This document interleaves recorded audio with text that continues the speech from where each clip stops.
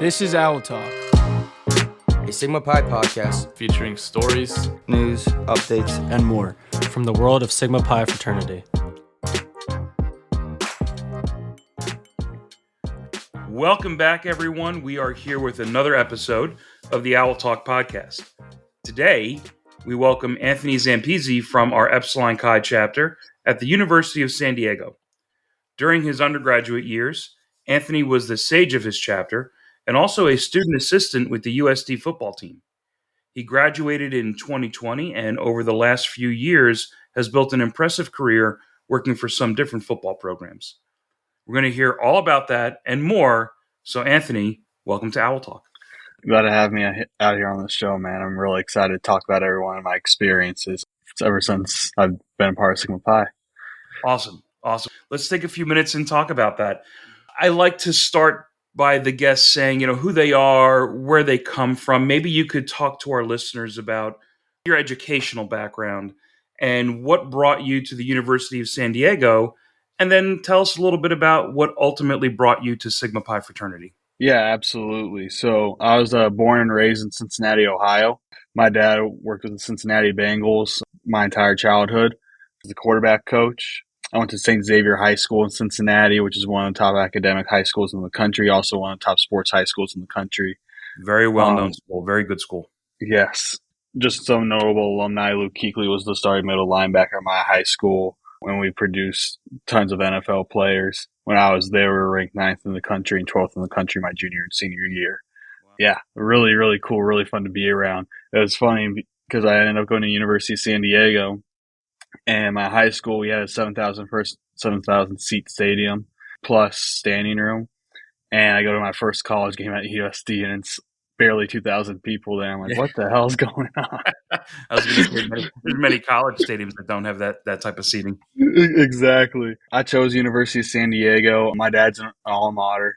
He was a Sigma Pi at University of San Diego as well. I was assigned between several different schools at that time because there's a lot of football opportunities for me. I didn't play very much in high school, but I also sat behind 5 guys who went Division I in their respective sports, either baseball, football, or lacrosse. So I was like, all right, well, I'll send out my name and my tape and my height, weight, speed, and lifting numbers and see where it goes. And USD was the one that showed the most interest at the biggest level. So I went out there to play football. And then it just so happened to be my dad's alma mater. It also happened to have a Sigma Pi chapter. So I was all for it. The Sigma Pi chapter had just gotten back. I ended up tearing my hamstring my first semester of college. Oh boy. Yeah, not fun. Don't recommend it. I know some people might say it's like really fun. No. Tore my left hamstring in a way that the doctor said would never heal. So I started coaching. And when I started coaching is also when I got into Sigma Pi and my initiation and everything like that. I kind of went from there, and as soon as I got initiated, basically became president, and just kind of went on from there. Yeah. It's interesting that you suffer what is a career-ending injury, obviously, and you have got such a love for the sport that you almost immediately become a coach. Yeah, no, it was interesting because my entire life I was just like, I'm going to be a professional football player. Like, my dad and my grandpa both were coaches. I was like, I don't have any interest in coaching. All I want to do is be a professional athlete. And then I had a career-ending injury, and they're like, oh, why don't you help out with the team? And so I started helping out. I was like, all right, I'll do this through college just to be a part of it. And then after college, I'll just get a normal job and live in San Diego. I was wrapping up my senior season, and I was like, well, it would be stupid of me not to use my resume right now, not to go get a master's, because they give masters to be assistant coaches at some places at the time. And so I started applying around for that. My resume was too good for that via the people I interviewed with. And so I ended up getting hired full-time at San Diego State without really that first initial step because I had already done that in college. The ball just kept on rolling from there, and I'm in this, and I love it. And it's just kind of like life throws a curveball at you, it's fun. I mean, life is about responses, how you respond to those things, right? Let's see, did I hear this correctly that you're a USD graduate and you worked at San Diego State? Yes, A little bit yes. of friction there, huh? Little bit, you know. So it's funny because our basketball teams have a quote unquote rivalry. San Diego State's kicked our butt for years and years and years. But my senior year at USD, we actually beat San Diego State in the regular season game. And that was the last time San Diego State's played USD in the regular season. Well, there They you they go. canceled everything else after that. It was a fun game. I remember telling all my friends, I was like, "Hey, this basketball season's gonna be different." I've been watching them practice because you had to walk through the basketball facility to get to the football facility, and they're like, "Yeah, our basketball team sucks. It always suck." And all of a sudden, we beat San Diego State, and everyone's like, "Oh my god, we might actually be decent this year." There you go. Yeah, now I imagine when you had that injury and you started talking to the USD coaches Mhm. that they were supportive in many ways to help get you to be a student assistant. So maybe you can talk to us about what was that interaction like? Yeah, so it was interesting because by the time I had talked to the coaches and kind of shown them what I could do, because I didn't have a lot of tape, so I had to kind of convince them as well as show them. They said, "Look, you can help out with the football team your first semester, you by filming, helping us coach, game plan, whatever it is. In the second semester, you'll be a full time athlete." But at least you get around the playbook and you understand the offense and stuff like that, and then we can go from there because they were capped at roster spots. And so I was like, okay. And I ended up tearing my hamstring during a training session for the team when I wasn't on the team yet. And basically, and then I made a start, I shouldn't say full recovery, but I made a recovery, which I thought was full. I was on the active roster that second semester for 2 weeks. And then I retore my hamstring, Oh repopped man. it. And Oh then man. that's when I got the second opinion on my hamstring. And that's kind of how it went from there. So the offensive coordinator and everyone on staff I already had that pre-established relationship with. The offensive coordinator, who's now the offensive coordinator for the New York Jets, Tanner Engstrand, really took me underneath his wing my first 2 years there. And it was really, really cool to be underneath him and see how his brain worked. That's it. It's great to hear about all the support that students get, particularly from athletics departments, because it's tough. It's stressful not only to compete, but then to be hit with something like that and have to recalibrate. What is it you're going to do? And so I'm glad to hear that they were very supportive of you. Yeah. I assume the hamstring is not one of these, but are there any like marquee or favorite memories that you have of your work in football so far? Yeah, so I have a bunch. If I told you all of them, we'd be sitting here for like 2 hours. So I'm gonna try just to handpick a couple. My freshman year at University of San Diego, we're a non-scholarship football program. It's our league in the FCS and the Pioneer League are the two non-scholarship football conferences in the FCS football. We were the first non-scholarship team to beat a scholarship team in the playoffs, and that was my freshman year. So we went up to Cal Poly, basically with all the people that they said no to, we'll be able to beat them in a playoff game.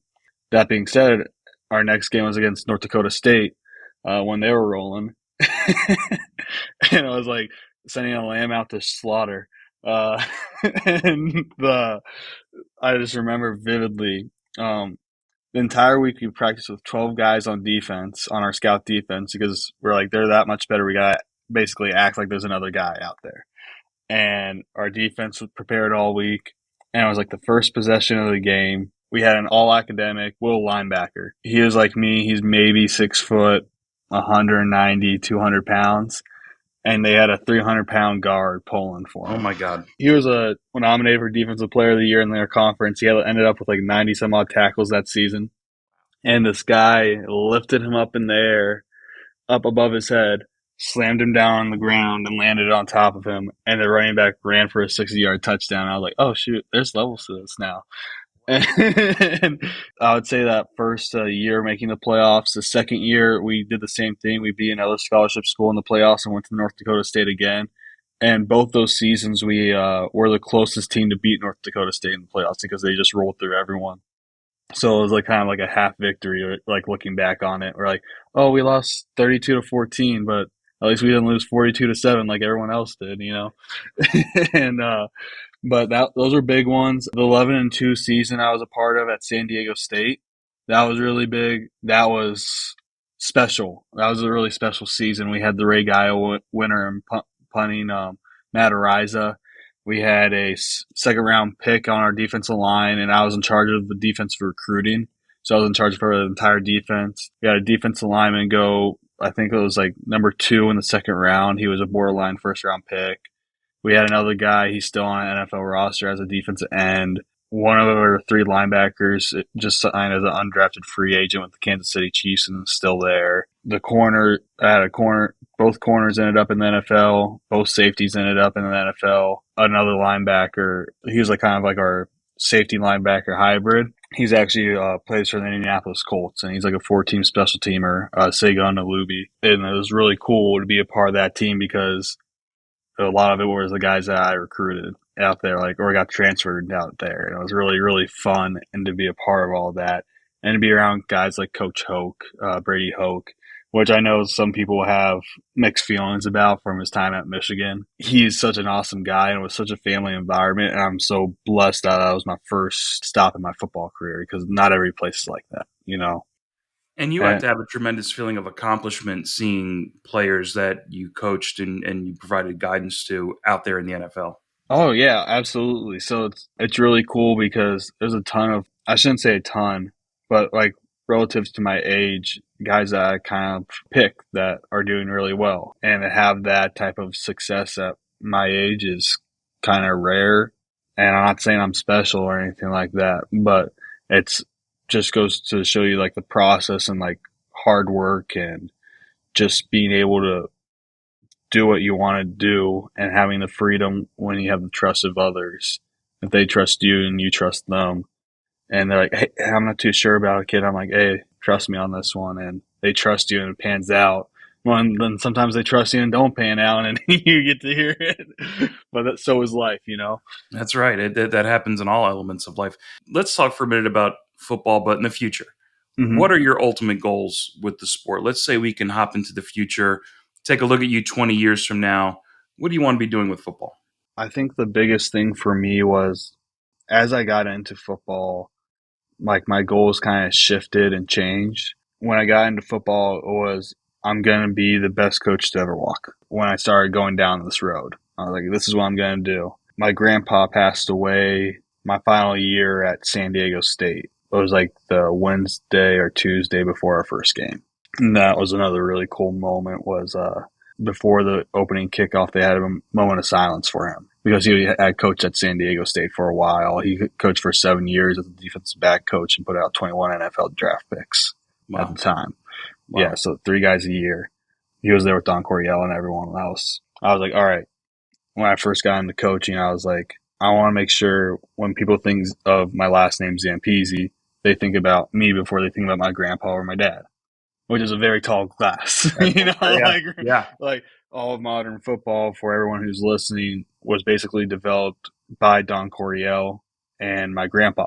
And Bill Walsh developed his offense from that. And then all modern offenses in the NFL, even the spread offense in college, was kind of basically made off of those 2 offenses.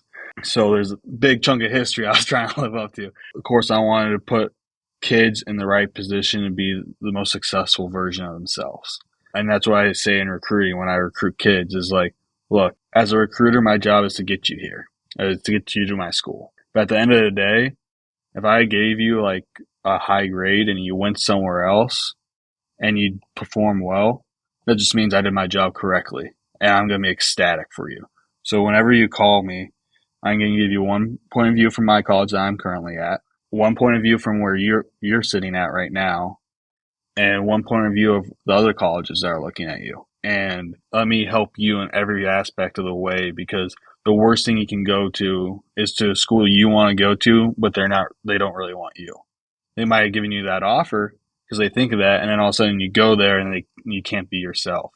So when I talk to my players, there's three things I talk to them about. Football, there's the 3 F's: faith, family, football. They say if you ever get those out of order, bad stuff's going to happen. And that's kind of commonality of the rule throughout the entire business. But what I preach to my players is the 3 B's of life. And the first B of life is be happy. And that's really hard. Some days you wake up on the wrong side of the pillow and you're just not very happy. This past week I've had a very rough week, and trust me, I was not very happy this week. But if you're going to a job and you're not happy about your job or you're not happy about your life, you have to find a way to fix that. And that's a really big issue, I think, in today's world where people aren't happy. And so the first order of business is be happy. So, like, if you're a football player and playing college, you're part of the 1%, bro. 1% of high school athletes go play college. So why are you angry or whatever? Like, once you're in the football building, you have to be happy because you're doing something that not a lot of people get to do. Next B is be determined, be productive. So whatever your goal is, so like my goal is to be in the NFL, I was determined and productive towards that goal. And you can't let anyone else say anything else about it. Like, you have to strive for that. Every day you have to do something. Because at the end of the day, there's a guy working harder for it than you. You have to be determined and productive every single day. And the last one is be yourself. Because I didn't recruit you to come here to be anyone but yourself. Now, there's a difference between being childish and childlike. And so there's some childish tendencies that we might have to kick. But if you're childlike, that's okay. We can live with that. There's a lot of things in that regard where coming up to football, it really translated, and that's how kind of what I preach. Hopefully I answered that correctly. But You did. you got me on a tangent. Yeah, no, that's awesome. That's awesome. I think a lot of people are going to love hearing about those 3 Bs. I know I'm going to use those 3 Bs with the college wrestlers that I advise over at my university. That's awesome. So now you were also the president of Sigma Pi at USD. Yeah.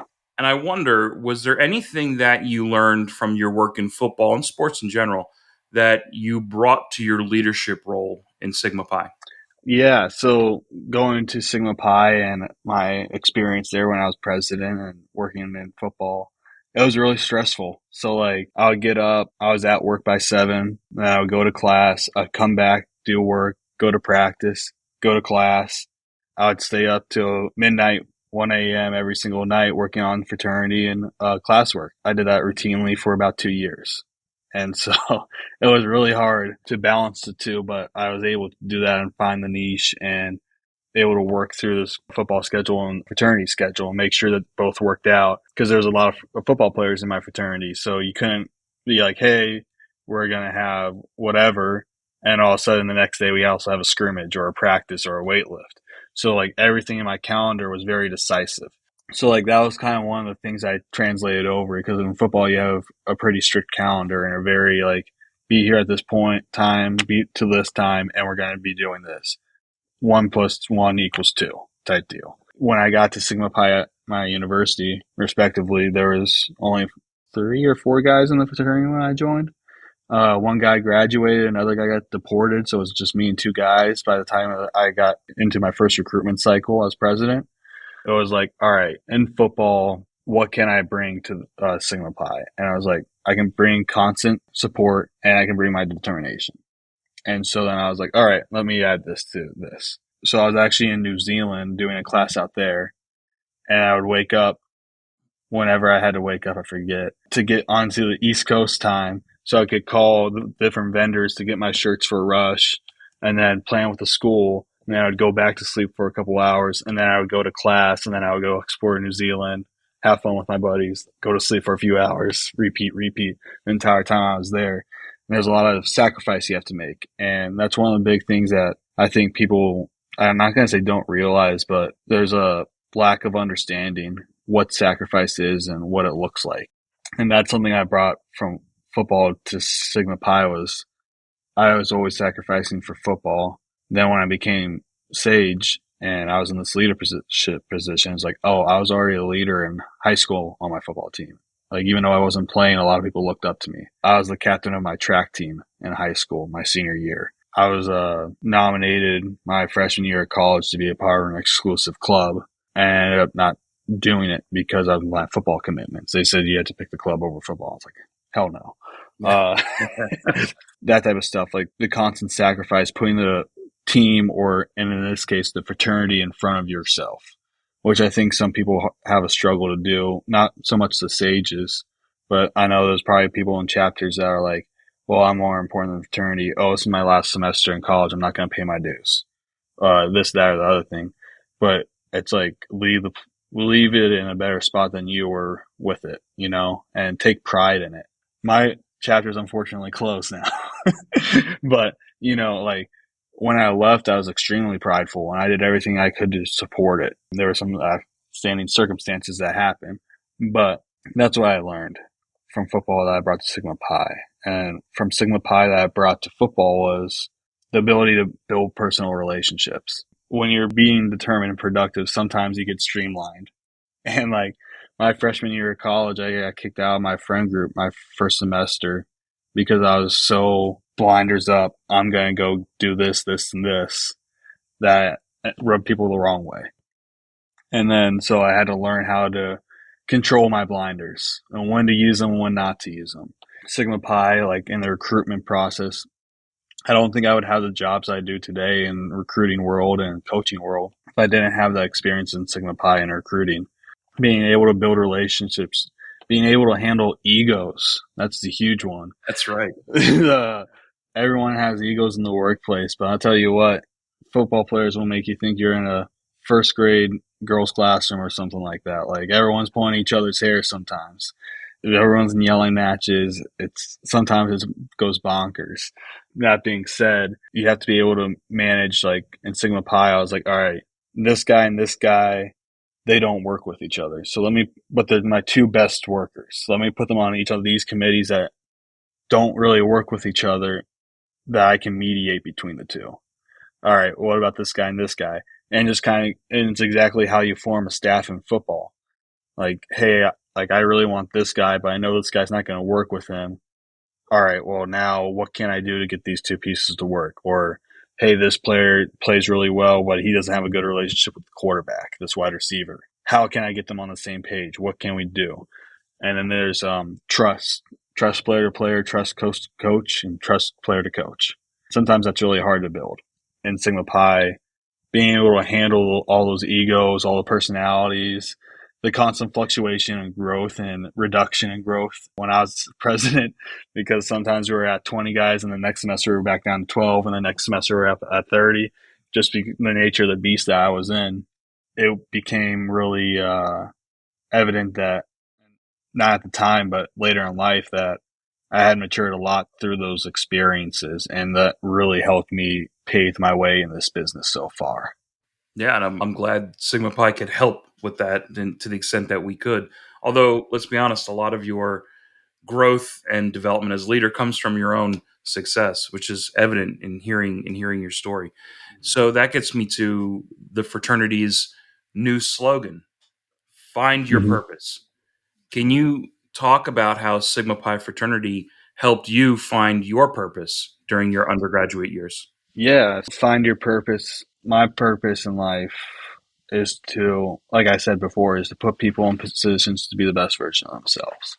I didn't really know that in college. Sigma Pi helped me start leading that way because when I started recruiting people, I was deciding between 3 different fraternities. Even though my dad was a part of Sigma Pi and they were my number one choice, obviously the situation they were in, which I've talked about earlier, was pretty dire.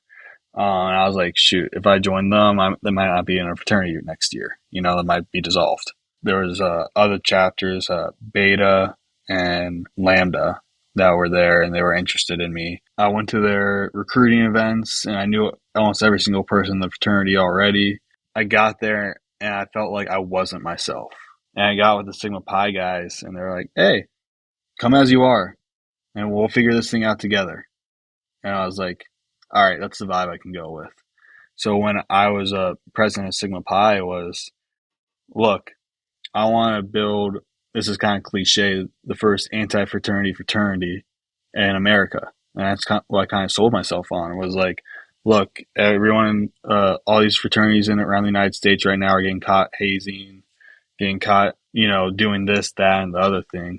And I was like, look, this is what our fraternity is. I want you to come in and be you.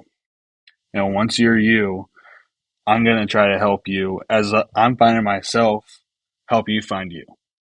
And that's what I want to do. And that's where I wanted to get from point A to point B, is to find your best version of yourself. That's what I really wanted my purpose to be in Sigma Pi. And then when I got out of college and I was in recruiting, that lined up perfectly. because now I'm telling high school kids, like, hey, look, this is where you're at right now. Let us help you become the best person you can be, and we have these resources to help you. When I was a president, I didn't really have those resources, but myself, I could call nationals for help, and we had some fraternity help on campus. But I was like the annoying little stepbrother on campus because I was always asking for help. So it was tough. And so that's where I really found the purpose in it. Yeah, this is great. This is great. Look, the interview here was great. I appreciate it, Anthony. Thank you for coming on Owl Talk. Before we go, do you have any parting words or ideas or some thoughts for the listeners? My big thing is represent the brand. Sigma Pi will always be with you. I know it's kind of also cliche and kind of sounds like it's from Star Wars. But like what we tell our players here at UNLV is like the UNLV logo doesn't never comes off of you the rest of your life, even when you're not wearing UNLV stuff. Like if you were to get caught speeding, it'll be UNLV football player got caught speeding, former UNLV football player got caught blank. Sigma Pi is with you through the good and through the bad, and you have to wear that with respect every single day. And like for me, it's kind of easy because my entire life I've had this last name Zampese hanging over my head. And so, like, I vividly remember when I was a child, something bad happened to a coach's son on TV, and my dad pointed to the TV and he's like, hey, if you screw up, that's going to be you. And I was like, oh, shoot. So that sense of urgency, that sense of weight's always kind of been with me, but you can't let it bottle you down. If you ever need support or help, I know the fraternity's there for you. When I was going through stuff 2 years ago, I had to go through some I went through to a sports psychologist to get some help because I was dealing with some bad stuff. Like I was able to reach out to my fraternity brothers and I was like, hey, like this stuff's going on right now. Like I know I've helped you find you. I feel like I lost myself right now. Can you help me find myself again? And that was big. So like these relationships are for life. And I know if you're probably listening to this podcast, you understand that too. But like it's remarkable the journey that this Sigma Pi family put me through in college. I shouldn't say put me through, but like I went through, and how much love and support I've gotten back from it. Knowing how many people like reach out to me, and like some guys that were a part of the fraternity that ended up dropping the fraternity, they still hit me up and they're like, "Hey, you did so much for me. Do you want to be a part of my wedding? Do you want to be a part of this, that, and the other thing?" And these are guys I haven't talked to these guys in years. But knowing you had an impact on a person like that, it's special. I think Sigma Pi set me up in a great position to do that. So always be open, always be truthful, remember the 3 Bs, and you're going to go far in life. Because if you do those 3 things, like, you're going to put yourself a step ahead of mostly every single other person in the entire world. So another thing I wanted to add was we have the 3 Bs. I already talked about that, the 3 Fs, and we went through everything like that too. Another thing I wanted to talk about, and I kind of mentioned it, was like mental health and everything like that too. Last year, I was the QB coach, passing game coordinator of a school in Missouri, Culver Stockton College. Last year, I had a player from Poland. He was a great backup quarterback, and he was everything, and he was one of my favorite persons. He had the brightest football mind for his age that I've ever seen. Unfortunately, he had passed away the final week of the season in a car accident. Going through the grieving process, every year I've been in football, someone close to me has passed away. So don't be afraid to reach out to people that you love and know. Don't be afraid to say I love you to the guys, to your bros, to your brothers, Sigma Pi brothers, real brothers, wife, kids, whatever it is. You never know when that time comes. The biggest thing for me is remembering him, but like also be there for others too. Because like I've been through a lot of heartbreak in my life in that regard. Other people haven't. And so when I was a coach last year and that happened, I walked into my QB room. I was like, "Hey guys, has this happened to you?" No one raised their hand, and I was like, "Well, this has happened to me before, so let me be a resource for you. If you're ever looking for help, call someone, call your friend, call your buddy, because you might not know it, but they might have gone through it." And I think it's important to get that message out. Love it. Hey, if our listeners want to connect with you, what's the best place to find you online? You can find me on Twitter. If you look up Anthony Zampese on Twitter, I'll probably pop up. My Twitter handle is Coach Zampese. Instagram is The Zampese. Both those places I'm active. Follow me. If I don't follow you back, just keep on following me. Eventually, I'll see you. Trust me. I don't mean to brag, but I got a large follower base because of all the high school kids that follow me that want to be recruited, and people follow me and unfollow me all the time. So it's kind of hard. You can get me on LinkedIn. That would probably be the most professional way. And that would probably be the easiest for me to see as well. Yeah. But yeah, no, LinkedIn, Instagram, Twitter. I'm not hard to find. You can find me.